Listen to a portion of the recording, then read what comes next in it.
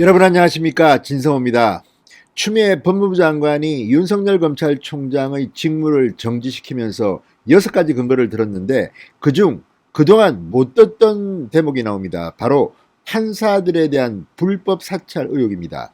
자, 그런데 지금 여당에서는 윤석열 총장을 이걸 가지고 수사를 해야 된다, 이런 말까지 나옵니다. 그러나 법조인들은 고개를 갸우뚱하는 사람들이 많습니다.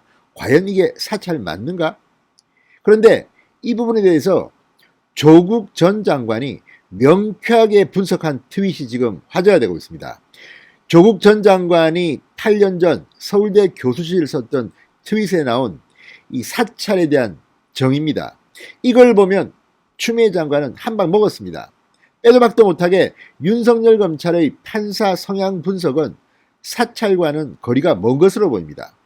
자, 이걸 진중권 전 동양대 교수가 다시 끄집어냈습니다. 그러자 이걸 보고 또 논객 진모 씨가 어떻게 했다면서 조국 전 장관은 받아치긴 했습니다. 그러나 호소를 예약합니다.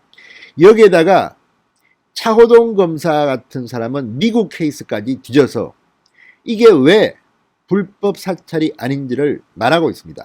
또 국회에서도 이 국회의원에 대해서도 법원이 국회의원 성향 분석을 한 적이 있습니다. 그렇지만 이것은 죄가 되지는 않았습니다. 뿐만 아니라 청와대도 스크린을 할 때, 인사 검증을 할 때 사찰과 비슷한 행동을 합니다. 그래도 죄가 되지 않습니다. 목적과 의도 이런 것에 따라서 평가되기 때문입니다. 자, 지금 추미애 장관이 판사 사찰 문제로 윤석열 총장을 구속 수사까지 하고 싶은지도 모르겠습니다. 그러나 정반대로 돌아가고 있습니다. 또 자살골을 넣은 게 아닌가 싶습니다. 진성호의 융단 폭격 시작합니다. 추미애 법무부 장관을 융단 폭격합니다. 방송에 앞서 아직 진성호 방송에 구독자가 아니신 분들은 붉은색 구독 버튼 눌러주십시오. 더 좋은 방송으로 보답하겠습니다. 자, 조국 전 장관이 정말 명쾌하게 정했습니다. 8년 전 남긴 SNS 글입니다. 자, 조국 전 장관은 2012년 4월 국무총리실 산하 공직윤리지원실의 이 불법 사찰 의혹이 불거지자 이렇게 썼습니다. 정당한 직무 감찰과 불법 사찰의 차이가 뭐냐고, 공직과 공무와 관련이 없는 민간인을 대상으로 삼는 것은 불법이다. 또 사용되는 감찰 방법이 불법이면 불법이다. 그러면서 영장 없는 도청, 이메일 수색, 편지 개봉, 예금 계좌 뒤지기 등을 사례로 들었습니다.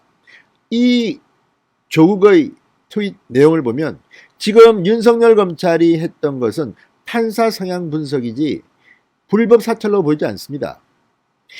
자, 이 진중권 씨가 트윗을 통해서 조국의 8년 전 내용을 끄집어내자 진중권 씨는 거의 멘붕 상태에 빠진 것 같습니다.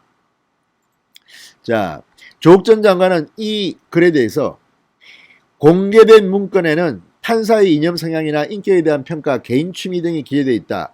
불법 사찰의 방법에는 영장 없는 도청, 이메일 수색, 편지 개봉, 예금 계좌 뒤지기만 있는 게 아니라는 점은 한국 사회 보통 평균인이면 알 수 있다. 그러면서 일부 보수 언론과 농객 진모 씨가 또 나의 2012년 트윗을 찾아내 왜곡한 뒤 나를 공격한다고 말했습니다. 그러면서 악의적이고 야비한 오독이다. 그 속셈과 의도는 뻔하다고 했습니다. 그런데 문제는 조국 전 장관이 진중권 씨의 글을 되받아친 이 글이 또 문제가 됐습니다. 왜냐하면 여기에 보면 분명히 이야기했습니다.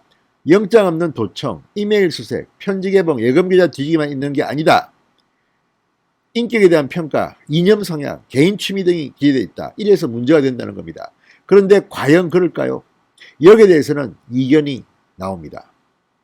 자, 추미애 장관을 한번 볼까요?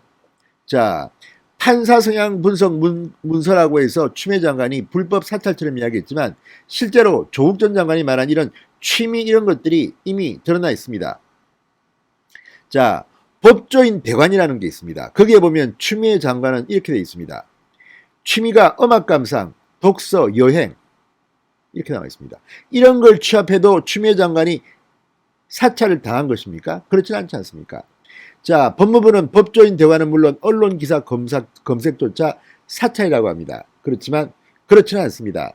지금 진중권 씨가 8년 전에 이미 트윗에서 썼고 또 진중권 씨의 비판을 보고 한 번 더 반박을 했지만 그 내용조차도 현실적으로는 문제가 있는 겁니다.